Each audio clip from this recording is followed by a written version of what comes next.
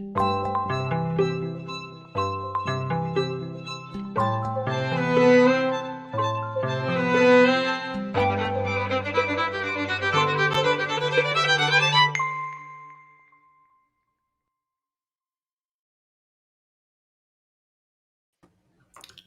morning, everybody. Good morning. Yeah,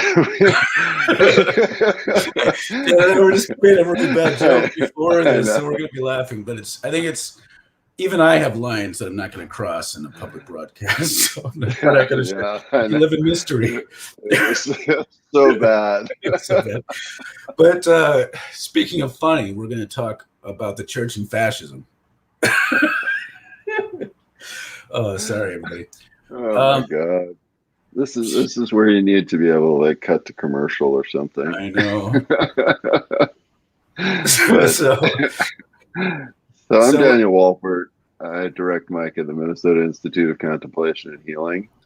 And I'm Mark Vanstenook. I direct the Center for Prophetic Imagination. And this is, we're up to episode 216, final episode on what is the church.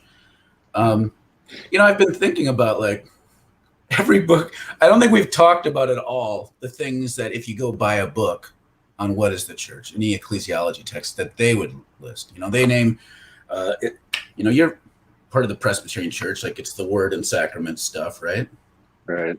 Yep. And then Catholic Church big on the sacraments. Most traditional churches just do maybe the baptism and communion, and Baptists are more about singing and preaching the gospel and studying the word. We haven't really talked about any of that stuff. I haven't talked about any of that. No. Because, and I think those things are actually really important. Obviously, the church, but the church isn't just a glorified book club with singing, which is how we tend to think about it.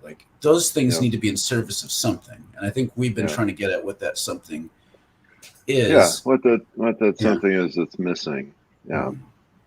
And one of the things that I love to quote is there was a sociologist that decided to do this research on the church as an institution in America and say okay, what does the church actually do that is kind of different from the culture at large, right? So if you look at social justice, doing a new thing, charitable giving, educating, helping people, whatever. So he looked at all these different things. I'm still laughing about it this morning. I'm sorry. Okay. Focus, Mark. So he looked at all these different things, and he found that there was one thing that the church did that was different than the culture at large, that was measurable. And that was to provide a forum for amateur musicians to perform. So all those bad choirs and bad choir directors and, bad organ music, that's the one thing that the church actually does that's measurable, that's different from society. And so, to me, this is one of the reasons why talking about the theoretical things that the institution puts forward that it does that's so super important, it's not worth talking about all that much because it actually doesn't do anything that's really measurable. And so to talk about what is the different thing, what is the thing that's supposed to be different. I bring up, I think it was a Princeton study, the Darley Batson study from the 70s that I bring up all the time. It's the one where they have these seminarians having to prepare for sermons and then go deliver them across campus. And so they released them at different times. Some were given the passage, the parable of the Good Samaritan. Others were given random texts. And they released at different times so that they'd arrive either early, late, or on time. Okay. And then as you can see how it's set up, along the way, there's someone bent over on the side of the sidewalk in the quad or something, or in the hallway. And they found out the likelihood of them stopping to help them had nothing to do with whether or not they were just studying the Good Samaritan passage. Okay. It had to do with whether they felt like they were rushed or not. Okay. And to me, this is a great example of like how content doesn't do shit by itself. Right. And it's really about and in this case, it wasn't even a formation question. It's in the sense of like the virtue of the individual. It had more to do with the circumstances that they found themselves in, and how very little, it's bizarre to me how little churches spend trying to help people think about how do they create their circumstances? How do they shape their environments? Are you living a life where you're feeling frenzied and pushed all the time? Or do you prioritize rest, Sabbath, and then the ability to give attention? Because if you could be the best preacher in the world, but unless you help people give attention, it doesn't matter really what you say. Mm-hmm. I mean, that's kind of the takeaway. Yeah. And so we have a meme that we wanted to share. This one was not from Ellen, unfortunately. Sorry. No, sorry. So I've seen this. Let me set this up a little bit. I've seen this shared a lot, and I don't want to shame people who share this, but there's something good about this, and there's something I find frustrating about this. It says, instead of building mega churches, and there's a picture of I'm assuming this is Joel Osteen's church because it looks like a basketball stadium or whatever. Instead of building mega churches, how about building mega homeless shelters? And I've seen this share a lot from people I really care about, and many of whom I respect. And it's kind of a gotcha. Like, look, shouldn't we be prioritizing the people experiencing homelessness? I'm like, and that's a good point. But the idea of a mega homeless shelter is the worst fucking idea I've ever heard of in my life. And maybe it's not. I'm being hyperbolic because that's what Dan was saying beforehand. That's what Hurricane Katrina was. I was going to say, we tried that already. It was called Hurricane Katrina, and it didn't go very well. There's so many things that I don't like about this, and I'm going to list 4. And again, I would want to underscore that people that share this thinking, yes, the church needs to prioritize those experiencing homelessness. Yes, and I understand that's why you share. However, this image assumes a few things that I don't like. One, that this is a little bit of that, let's get upset at the worst example in order to justify ourselves. It's like liberal white people who are actually systemically and sometimes internally racist, usually internally racist, looking at Donald Trump to justify how they're not that racist. There's a little bit of that quality of, look at all their money. They should do something about homeless people.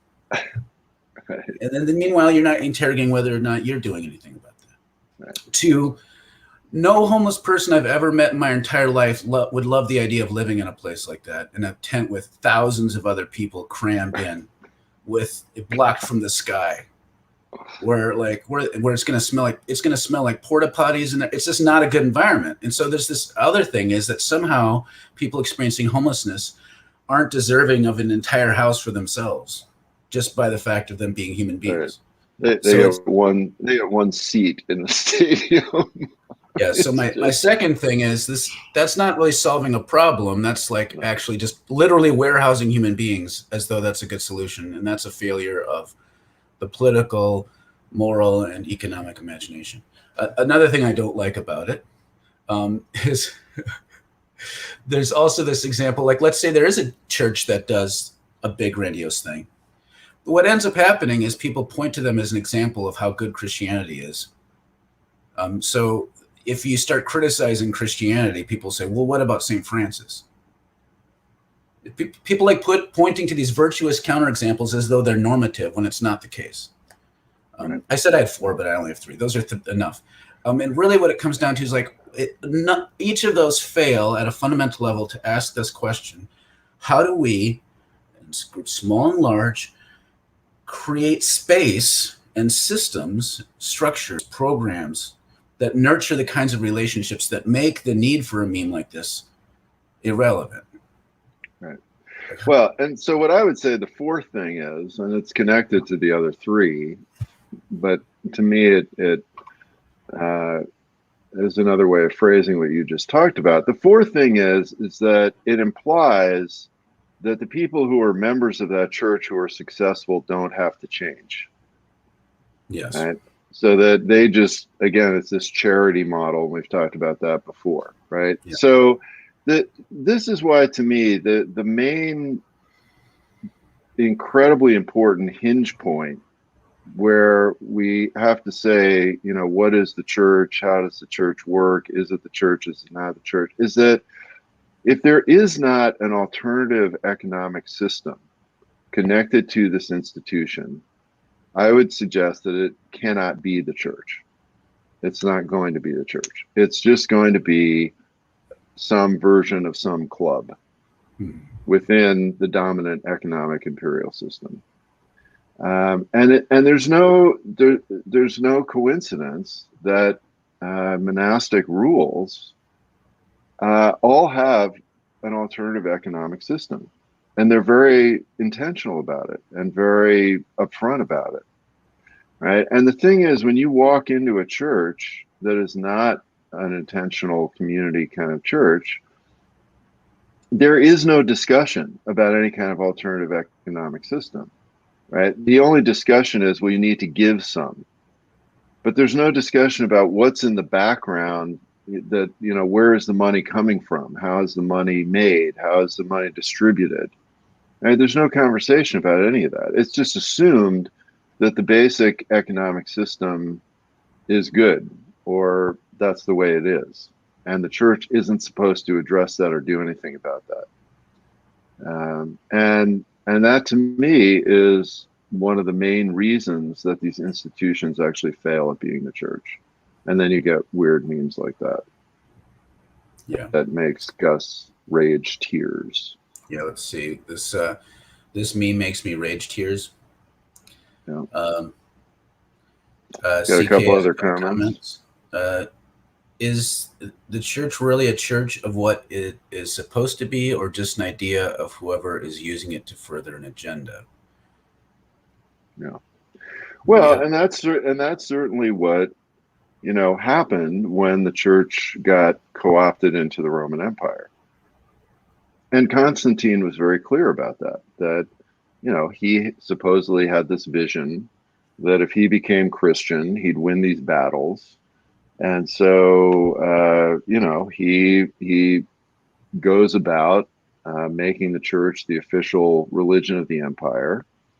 And many of the early church councils that, when you go to seminary, a lot of what it gets talked about there is the theological reasons for these. But really, it was much more an administrative issue, that Constantine didn't like the fact that there were these bishops all around his empire that were arguing about shit, and that was disruptive to his Roman imperial agenda. And so he was like, have these councils, figure this out, and let's get a unified, the Romans were great imperial administrators, right? Let's get this unified. And so, yeah, I mean, the church has then often been about the agenda of the emperor, right? I mean, the whole, age of exploration and colonization, right? I mean, the church just serves the agenda of these imperial powers all over the world.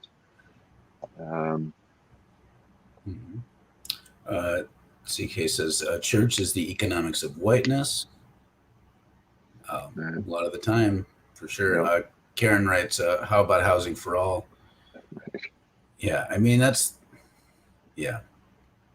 Amen. And here's a heart from, I don't even want to try to pronounce your name because I'll butcher it. I'm sorry. If you want to take a stab at it, but thank you for the love. Yes.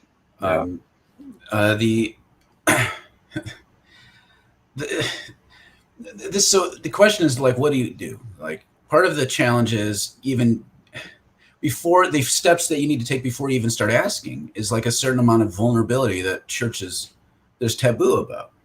Mm-hmm. But get a church to start talking, even in small groups, about what they make, how much money they make, and how they want to prioritize their spending individually and collectively. And that's terrifying, rightfully terrifying, because that's not a safe space. Churches are not a safe space to be vulnerable. That's for most of the time. But Oh then yeah. secondly, like if it is a church that's vulnerable and humble, if you do that, you know that you're going to start feeling like you need to be doing something different. Mm-hmm. So like that's also terrifying. But Yeah. until you start having discernment processes where people start being honest about like, well, this is the priorities of what we believe the reign of God, the kingdom of God, the kingdom of God, whatever is about, and we're going to start looking at assets, what we have, and how we can Mm-hmm. use those for our deepest convictions. Yeah. Yeah, and so to tie it into fascism, I mean, one of the things we were talking about beforehand, before we completely lost our mind on bad jokes, you know, fascism is simply another expression of people's desire to be cared for, right? And we have this great existential anxiety, and when things get weird, or when society seems to be under threat, or when enough people get sort of destitute and terrified, um, people talk a lot about, of course, Hitler and Nazism and everything. What they talk less about is the fact that after World War One, Germany was completely destitute, right? There was some of the worst inflation in the history of the world. People were, taking money around in wheelbarrows. I mean, things were really bad, right? And so fascism is one solution. People feel like, well, okay, somebody's going to take care of me, right? And this is where, and care is an economic issue, right? How to use resources to care for people. And uh, so when the church abdicates that responsibility, when the church does not organize, I mean, when you're a member of a church, there really is almost no sense that the church is going to care for you. I mean, that's not where you're getting your economic care. And in fact, you're told that you've got to serve and do things, right, and be on these boring committees and give money and come to bake sales and all this kind of stuff. And there's, as you said, there's no sense of vulnerability. Like, hey, I want to do this thing that doesn't pay so well. Can I get some support from my church community, right? I mean, basically nobody ever says that. Or if they do, it's supposed to be this temporary thing and people kind of look down on them and you feel bad that you've asked that. But really, if you start to develop communities where there is care, now you've got a different economic system. And now you've got space to begin to free people up to do things differently and to focus on things differently. But that's not the way these institutions function. A few more comments. CK says, I fucking love listening to you two and learning. Thank you. Thanks, CK. Thanks for I adding love having you here. the emphatic fuck to drive it home. Maria writes, I milked cows for a while in a 24/7 system. In order to be financially profitable, everything was run on the margin. There was no time to manage problems well. The needs of the majority dominated the needs of the few.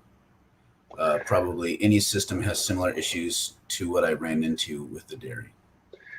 Yeah, I mean, that's a great example, Maria. And I've known a lot of dairy farmers, and one couple who were really good friends of ours in Vermont. They ran a dairy farm. It cost them $40,000 a year to run a dairy farm. That's how much money they were losing every year, and they were working other jobs to make the money to run their dairy farm, which is obscene, right? But yeah, what's interesting is that any of the aspects of our lives that we really need, right? So like food, water, care, housing, spirituality, all of those things, if you put those into a capitalist economic system, what ends up happening is that people don't get cared for. And people who try to do the work can't make a living. And, farming is a great example of that. And this is another reason why, if you look at Christian communities throughout the ages, that's one of the things they do, right? They raise food. And they raise food primarily for themselves, but they also have excess to sell. But again, that's part of the assumption of the community, is that we are going to do this to care for each other. CK writes, how do you seize the means of production of the church? Well, but that's part of it, is that most churches don't have a means of production, right? They don't think about that. One year, I think I've mentioned this before, but one year when we were talking, about the church budget and my salary, I made the suggestion that we should post everybody's salary and assets of all the church members on the walls of the church, and then see where everybody was at and kind of divvy everything up. And I thought people were going to start having heart attacks left and right, right there in the worship service. Right? But that's the point. The church doesn't have a means of production, and we keep everybody's individual means of production separate, and then we come together for this little club activity, and then we wonder why this becomes this very kind of anemic organization. Well, and part of the other question of, there's already, but when you start going to church, there's already assumptions, because institutions have their own logic, and you go into it, and then it shapes your logic of what the church is. It defines for you what it is, and so you go along with it, and you never stop and ask, wait a second, people give different percentages of their income into this common thing, and we already assume a certain percent goes to buildings and staff, and different for. And then those things are useful, like having space and having people that can kind of do the work. It's like, okay. And then there's all these committees and blah, blah, blah. And so then you ask the question, like, wait a second, what about caring for people who are in financial hardship? And they're like, okay, now we're going to have a committee to talk about it. We only have 2% left over the budget, and we don't want to be taken advantage of. So we're going to come up with this arduous process for someone to like really feel humiliated so that they can get $50 a month in rental assistance. And think about all that just happened. Like, there's already a logic that you had to step into. To me, what means seizing the means of production is getting to a point where, like, let's not assume anything about the budget. Right. And yes, workers are worthy of their wages. So church staff are some of the worst paid staff in the world. And I don't like when people want to rip on buildings and staff. I think, well, janitors at a church should get paid as good as a janitor at a school. Pastors who are doing the work should get paid enough to not have to worry about how they're going to live their lives. But at some point we have to ask, what does this community actually need, and how do we want to prioritize our values? And there are some churches that have pivoted towards not having staff at all and finding a volunteer basis, finding ways to not exploit, so that they can free up more resources for other things. And we have to start asking questions like at that basic level, even though that might put a lot of us out of a job. Yeah, which connects this comment that Gregory's got here.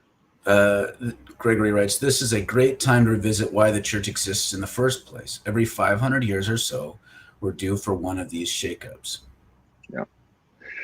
Yeah, and I mean, there's absolutely no question that right now the church as an institution in the United States and most of what we call the Western world is being shook up in a big way, and is largely going to not exist in anywhere close to the way that it has existed for a long time here. And so this is a great kind of cosmic shakeup. And those that are still interested in this kind of a vision, and whether you use the word church or not, but visions of a holistic community that reorients how people are functioning and living around values that prioritize love and human care and cosmic connection.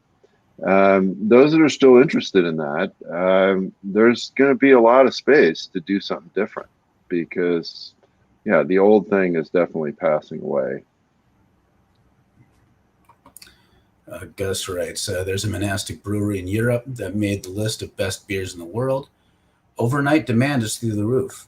I loved hearing about how they recognized that scaling up would have impacts on their way of life, and instead they made it equitable distribution by saying visitors could only buy 2 6-packs max. I mean, that's another thing that it's, theoretically, and this isn't always the case, and these communities have problems, but there's generally an ethic among Mennonites and Hutterites and groups like that before they adopt a new technology or business thing collectively. They want to understand how it impacts the community first and foremost. So that's why it's not like Amish are, you can say they're anti-technology, but really the ethic of it is they're anti-technologies that would divide them. And we can argue about how successful that is, but to me, I love that. Like the question is like, sure, the first instinct I'd have is like, oh, more money, and like, what can I do with that money? And there'd be an anxiety, like I need more. But it's an honest thing for them is to say like, how would that impact us as a community? And that's what they did. It's great. Yeah, and this happened to the Gethsemane Abbey when Thomas Merton got famous, and they made cheese, and so he was famous, and so everybody wanted to buy cheese from Gethsemane and Merton cheese. And they, at first they kind of started to fall into that. And at one point, Thomas Merton said, I'm not living with monks anymore. I'm living with a bunch of cheesemakers. And they had to kind of pause and reorient and think about that, because again, there's this phrase that the world creeps into the monastery, and yeah, the broader community, a broader reality that is living differently exerts this pressure, and it's always trying to kind of come in to a community that is really trying to exist in a different way, and you have to be attentive to that. Karen writes, I've been there. They produce enough, no more. Yeah. And I mean, this is where we see one of these weird things about capitalist culture, right? This celebrity phenomena. It's like, okay, so they made this list of the best beers in the world. Like, who cares? Like, go make your own really good beer. Right? But what everybody does is like, oh my God, there's this list, and we got to have the beer that's on the list. It's like, go make your own good beer. Find some place nearby you that makes good beer. Like, who cares that it's on a list? Right? But that's what we're conditioned. Again, it's this conditioning, and everybody starts running around to the breweries that are on the list. And it's like, why? Yeah, someone being like some sort of spiritual genius and writing amazing books next to cheese doesn't make the cheese any better. Like, I don't care. Like, I'd rather get really good cheese that's cheaper, that I don't have to travel to like Kentucky or whatever.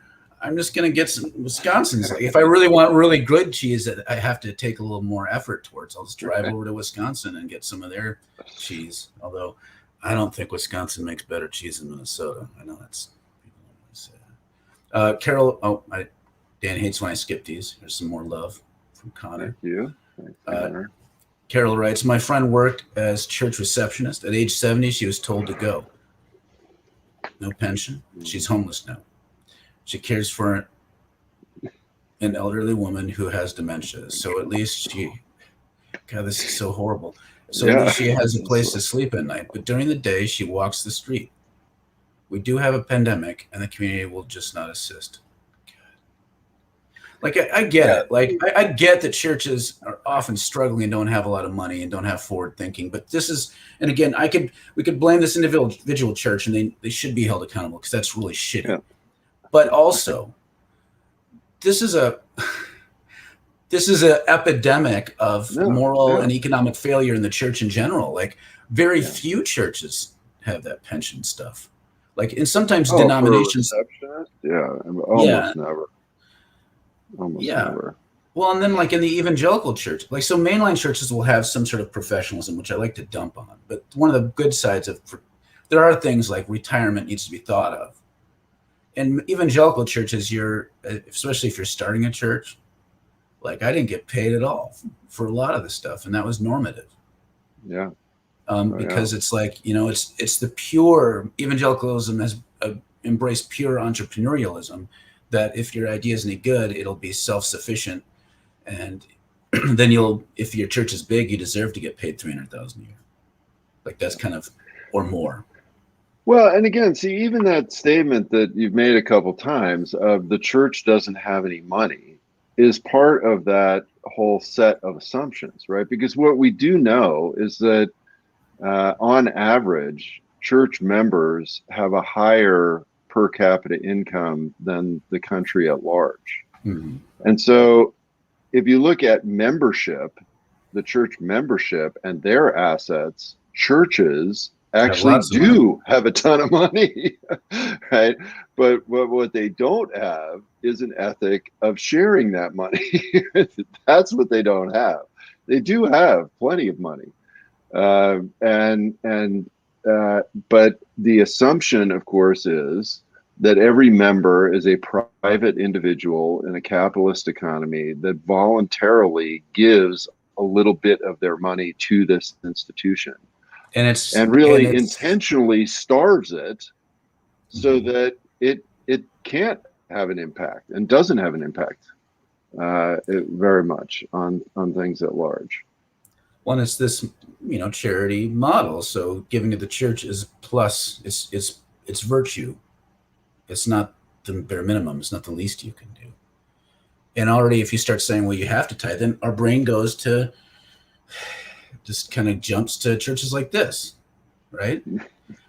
and so then you get these conversations about we should tax churches, and I think that needs to be looked at. Like honestly, seriously, like we should look at that. But at the same time, I grew up in a church that had almost 200 people in it in rural Minnesota, and the pastor had to raise cattle on the side, and the church board was such of a mind that they thought that a pastor should make less than a school teacher. In fact, they should make what the low average is, and more than that is kind of greedy.